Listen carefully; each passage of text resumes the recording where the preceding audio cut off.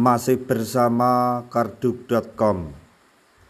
Pada video kali ini kami akan menyampaikan kabar terbaru yang datang dari Mendagri Tito Karnavian untuk para tenaga honorer terkait dengan pengangkatan tenaga honorer menjadi ASN P3K tahun 2025,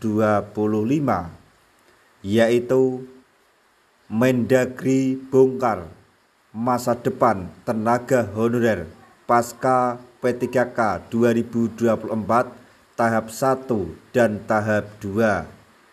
Ada yang akan diangkat menjadi P3K penuh waktu dan ada juga yang diangkat menjadi P3K paruh waktu. Untuk mengetahui lebih detailnya, silahkan simak video ini sampai selesai. Tapi sebelum kami lanjutkan, bagi rekan-rekan yang baru menemukan channel ini, tekan like dan subscribe-nya, dan juga tekan lonceng notifikasinya supaya nanti bisa mengetahui informasi terbaru terkait dengan seleksi P3K dan pengangkatan tenaga honorer menjadi ASN P3K tahun 2024-2025.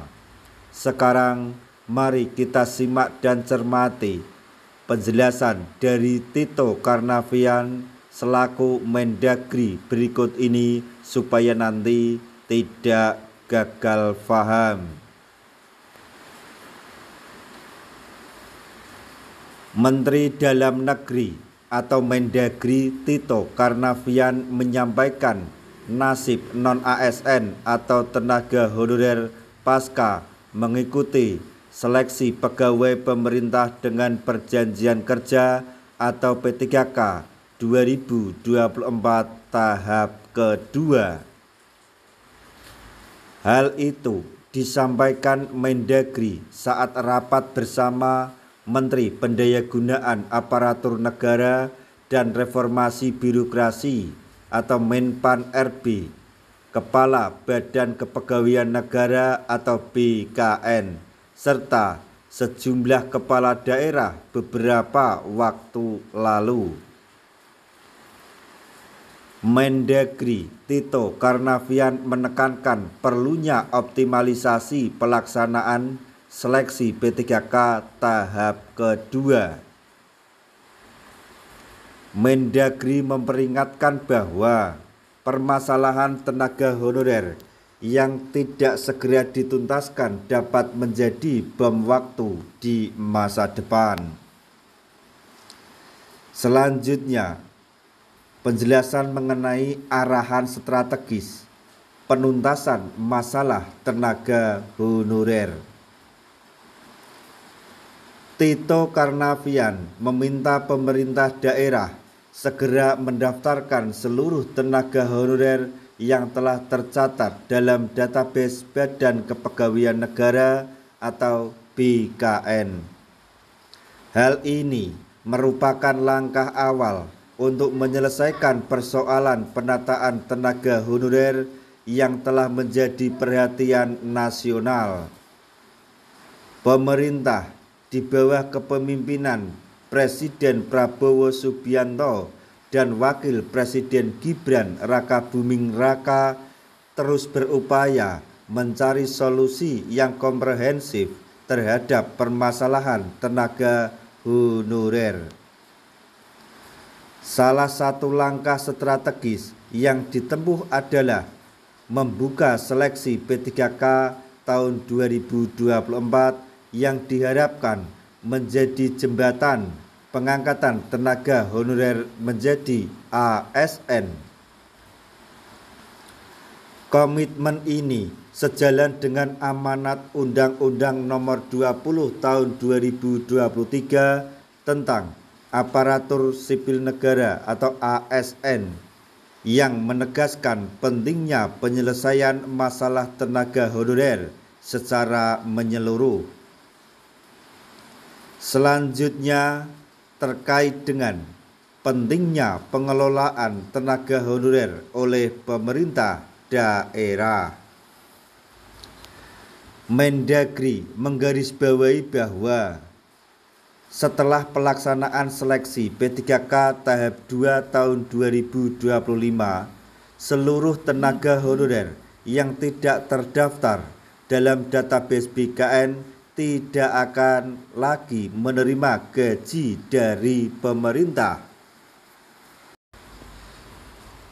Oleh karena itu, pemerintah daerah diwajibkan untuk mengajukan seluruh tenaga honorer yang ada di dalam database BKN agar dapat mengikuti seleksi tersebut. Seluruh tenaga honorer harus didaftarkan. Melalui proses seleksi ini mereka memiliki kesempatan diangkat menjadi ASN P3K baik untuk kontrak penuh waktu maupun paruh waktu, kata Tito Karnavian. Meskipun demikian, Tito menegaskan bahwa pengangkatan tetap harus melalui tahapan seleksi formal.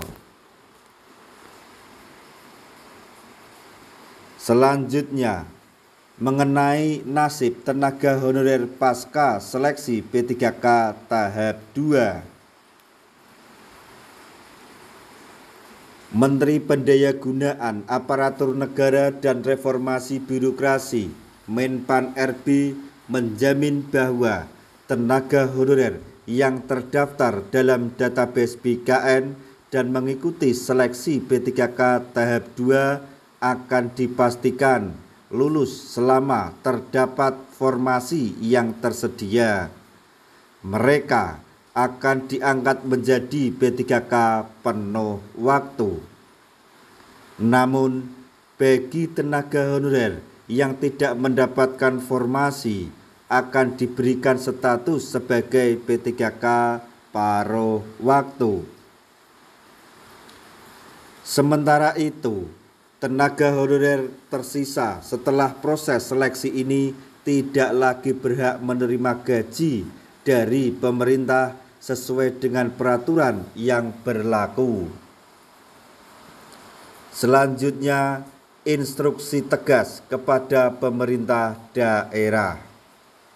Mendagri mengingatkan bahwa kelalaian dalam pendaftaran tenaga honorer oleh pemerintah daerah dapat menimbulkan masalah serius di masa mendatang.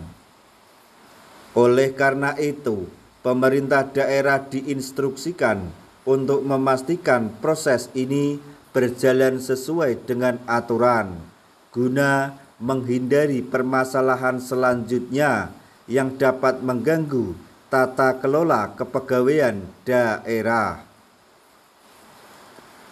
Komitmen pemerintah dalam menuntaskan persoalan tenaga honorer mencerminkan tekad untuk mewujudkan sistem kepegawaian yang profesional, transparan, dan sesuai regulasi.